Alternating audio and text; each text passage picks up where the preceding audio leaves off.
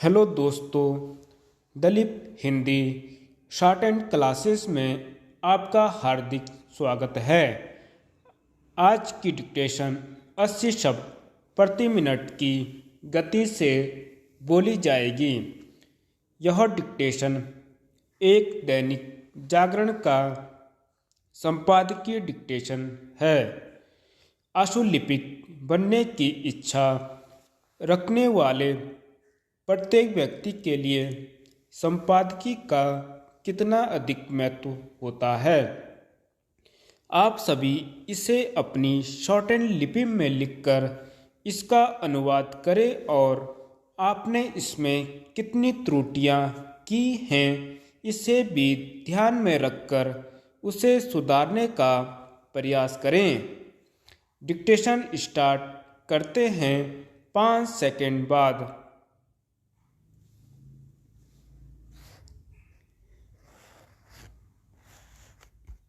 इतिहास लेखन। मुगल सेना को धूल चटाने वाले अहोम साम्राज्य के सेनापति लचित बरफुकन की जयंती पर प्रधानमंत्री ने यह जो कहा कि हमें स्वतंत्रता के बाद भी एक षड्यंत्र के तहत गुलामी का इतिहास पढ़ाया गया, वह कितना सही है। यह इससे ही सिद्ध होता है कि पहली बार इतने बड़े पैमाने पर असम के इस योद्धा का स्मरण किया जा रहा है। आखिर इसके पहले लचित बरफुकन को इस तरह स्मरण क्यों नहीं किया गया? कोई भी समझ सकता है कि ऐसा इसलिए हुआ क्योंकि लचित बरफुकन और इन जैसे अन्य योद्धाओं को जानबूझकर न केवल विस्मृत किया गया बल्कि इनमें से कुछ को तो इतिहास में भी स्थान नहीं दिया गया। यदि दिया भी गया तो एक साजिश के तहत उसे पाठ्यक्रम से बाहर रखा गया। यह किसी से छिपा नहीं कि भारत में इतिहास के नाम पर जो कुछ पढ़ाया जाता है वह मूलतः दिल्ली का इतिहास है। इसमें भी मुगलों के इतिहास की बहुलता है। यह मानने के अच्छे भले कारण है कि ऐसा एक पक्षी इतिहास का एक साजिश के तहत लिखा और पढ़ाया गया। इसके चलते देश उस गौरवशाली और उल्लेखनीय इतिहास से अनभिज्ञ रहा जो देश के दूसरे हिस्सों में घटित हुआ। क्या यह किसी से छिपा है कि विदेशी और बर्बर आक्रमणकारियों को तहस नहस करने वाले सुहेलदेव, मार्तंड वर्मा, ललितादित्य जैसे वीरों के बारे में भारत की नई पीढ़ी मुश्किल से ही कुछ जानती है। इसी तरह चोल, चालुक्य, काकतीय समेत दक्षिण भारत के अनेक प्रतापी वंशों की गाथा से भी हमारी पीढ़ी अनभिज्ञ ही अधिक है। राजा दाहिर जैसे शासक तो इतिहास में कहीं नजर ही नहीं आते। समस्या केवल यह नहीं कि हमें एक सीमित कालखंड का खास तरह का इतिहास पढ़ाया गया, बल्कि यह भी है कि ऐसा करते हुए ऐसे कुछ आक्रमणकारियों का महिमा मंडन किया गया जिन्होंने देश की अस्मिता और स्वाभिमान पर आघात किए। क्या इससे अधिक लज्जा की बात और कोई हो सकती है कि ऐसे कुछ आक्रमणकारियों के नाम पर देश की राजधानी की प्रमुख सड़कों का नामकरण भी किया गया। ऐसे नामकरण गुलामी के इतिहास को प्राथमिकता दिए जाने की पुष्टि करते हैं। कोई देश अपनी सभ्यता और संस्कृति के ऐतिहासिक नायक नायिकाओं का गर्व से स्मरण तभी कर सकता है जब उन्हें इतिहास में समुचित स्थान दिया जाए। भारत का इतिहास भारतीयता की जैसी अनदेखी और उपेक्षा करता है, उसकी मिसाल मिलना कठिन है।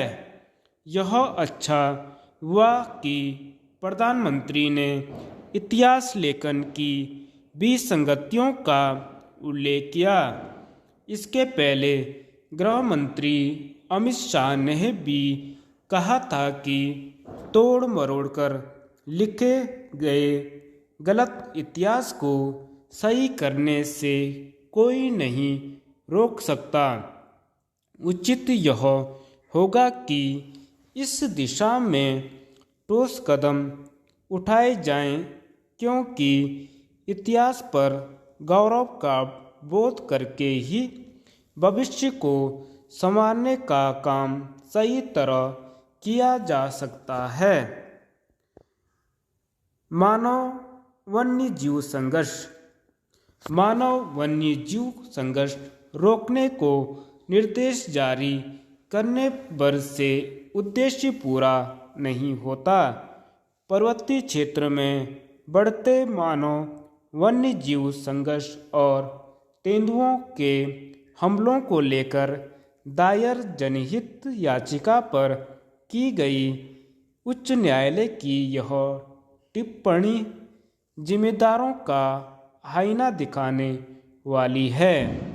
न्यायालय ने दो टूक कहा कि इसी साल 27 जुलाई को प्रमुख वन संरक्षक की ओर से मानव वन्य जीव संघर्ष से निपटने के लिए जो निर्देश जारी किए गए वह सिर्फ कागजी है, धरातल पर क्रियान्वयन के बिना केवल कागज पर निर्देश जारी करने और उनका अनुपालन सुनिश्चित कराए बिना कोई उद्देश्य पूरा नहीं होता।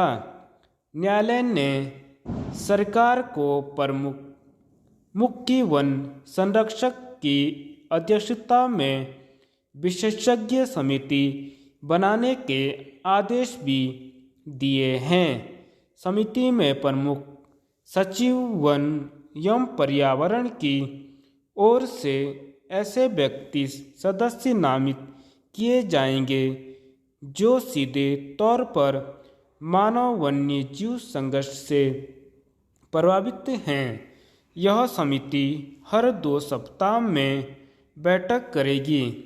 देखा जाए तो पर्वतीय क्षेत्र में लोग सबसे ज़्यादा व्यथित जंगली जानवर खासकर तेंदुओं के आतंक से हैं। पहाड़ में आए दिन लोग तेंदुओं का आहार बन रहे हैं। बीते 2 दिन में ही तेंदुआ 2 बच्चों को निवाला बना चुका है। आंकड़े बताते हैं कि हर साल लगभग 60 लोग तेंदुओं का शिकार हो जाते हैं। यह पहाड़ में पलायन की भी एक अहम वजह है। पलायन आयोग ने माना है कि वर्ष 2016 में 6% लोग मानव वन्य जीव संघर्ष की वजह से पलायन को मजबूर हुए। सरकार और वन विभाग की ओर से आवासीय क्षेत्र व जंगल के बीच में तार बाड़ लगाने, कैमरा ट्रैप व तेंदुओं पर रेडियो कॉलर लगाने, हेल्पलाइन नंबर जारी करने के दावे तो होते हैं, लेकिन धरातल पर कुछ होता नजर नहीं आता। यही वह चिंता है जिसने उच्च न्यायालय को सख्त होने के लिए मजबूर किया है। काश जिम्मेदार भी इस चिंता को समझ पाते। धन्यवाद।